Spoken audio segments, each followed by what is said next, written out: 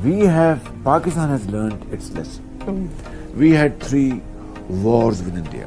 वजीर आजम के अरब मीडिया को दिए गए इंटरव्यू की, जिसमें वो भारत के साथ मुस्बत मुज़ाकरात चाहते हैं। शहबाज साहब फरमाते हैं कि जी 3 जंगों में पाकिस्तान और भारत ने भूख और बेरोजगारी के अलावा कुछ नहीं पाया। Ready to have talks and we are more than ready.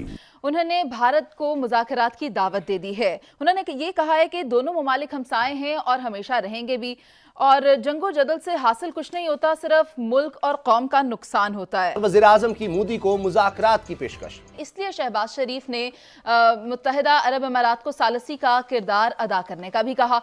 Abu Dhabi के अंदर जो मंदिर बना है वो आपके इल्म में है कि कितना बड़ा मंदिर बना के दिया गया है। आज की अफसोसनाक खबर यह है कि स्टॉक मार्केट भी क्रैश कर गई। कि ये मुल्क कायद आजम मोहम्मद अली जिन्ना ने भूख और बेरोजगारी की वजह या इसके खात्मे के लिए नहीं बनाया था। अहम खबर है IMF की तरफ से ताहाल सुर्ख झंडी। विफाकी हुकूमत IMF मुआहिदे से मायूस होने लगी है। जो पाकिस्तान है उसको आखिर जो है वो सबक उसने हासिल कर लिया, सीखी है।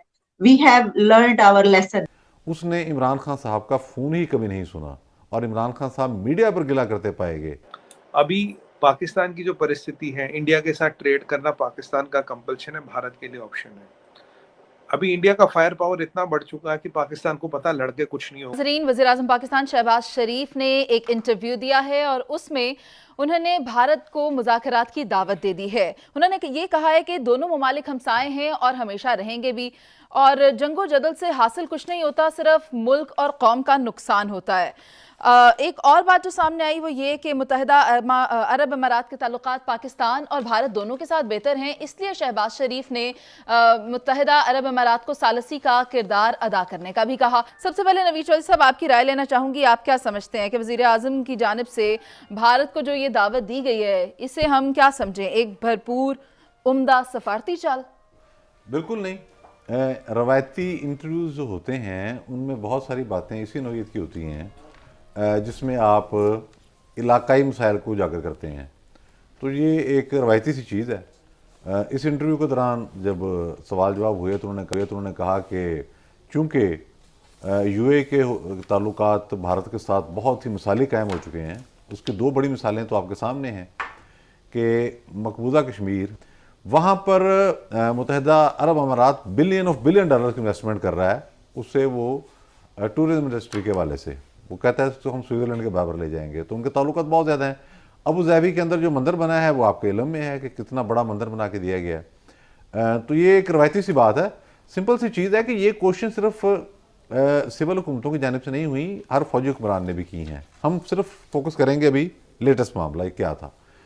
ताज़ा सूरत हाल ये थी कि जिस वक्त 5 अगस्त 2019 हो गया, यानी कि भारत ने मकबूजा कश्मीर को ज़म कर लिया, उसका स्पेशल स्टेटस ख़त्म कर दिया और ये इजाज़त भी दे दी कि वहाँ पर लोग आएंगे और प्रॉपर्टी भी खरीद सकेंगे, सारा मामला ही गोलमोल कर दिया। तो उस वक्त हमें पता चला कि बैकडोर मुज़ाकरात पाकिस्तान की सिक्योरिटी फोर्सेस के इंडियन हुकाम के साथ जारी हैं। अच्छा, इंडिया को भी पता मुज़ाकरात किससे करने हैं, ये मैं आपको एक बात बता दूँ, उन्हें क्लैरिटी से इल्म होता है।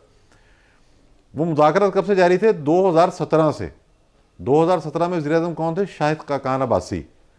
तो जनरल कमर बाजवा साहब ने बताया कि मैंने इस हवाले से प्राइम मिनिस्टर से परमिशन ली थी। ये सुन के खैर मेरी तो हंसी निकल गई कि प्राइम मिनिस्टर से क्या इजाज़त आपने लेनी थी और क्या वो मुज़ाकरात थे और फिर क्या उनका नतीजा निकला। भारत ये देखता है कि इस वक्त मुज़ाकरात की जो पोजीशन है उसमें इंडिया की अपनी हैसियत क्या है। उसकी हैसियत बड़ी स्ट्रॉन्ग थी। उसने इमरान खान साहब का फ़ोन ही कभी नहीं सुना और इमरान खान साहब मीडिया पर गिला करते पाए गए। ऑफ द रिकॉर्ड नहीं, बड़ी ये गैर महज़ब हरकत थी, लेकिन की उन्होंने कहा मैं मोदी को फ़ोन करता हूँ, वो सुनता नहीं है, नहीं सुना उन्होंने। इसका मतलब क्या था? इसका मतलब ये था कि इंडिया इस हवाले से बात करने पर तैयार ही नहीं है। फिर जनरल कमर बाजवा ने एक से ज़्यादा मौके पर यह कहा, ये रिकॉर्ड पर है सारी चीज़ें, जिसमें उन्होंने कहा कि ममालिक नहीं खित्ते तरक्की करते हैं, ठीक है, मतलब इंडिया के साथ मिलकर। मैं एक सिर्फ बात अब जो ताज़ा इंफॉर्मेशन जनरल बाजवा के वाले सामने आई है, वो कहते हैं मैंने तो पूरी तैयारी कर ली थी, मोदी पाकिस्तान का दौरा करने वाला था और इस हवाले से फिर हाथ बुलंद करने थे इमरान खान ने और मोदी ने एक जगह पे खड़े होकर, लेकिन वो शाह महमूद कुरैशी ने जो है वो ये कह दिया वो कह दिया। शाह महमूद कुरैशी साहब की इतनी औकात कहाँ से आ गई भाई?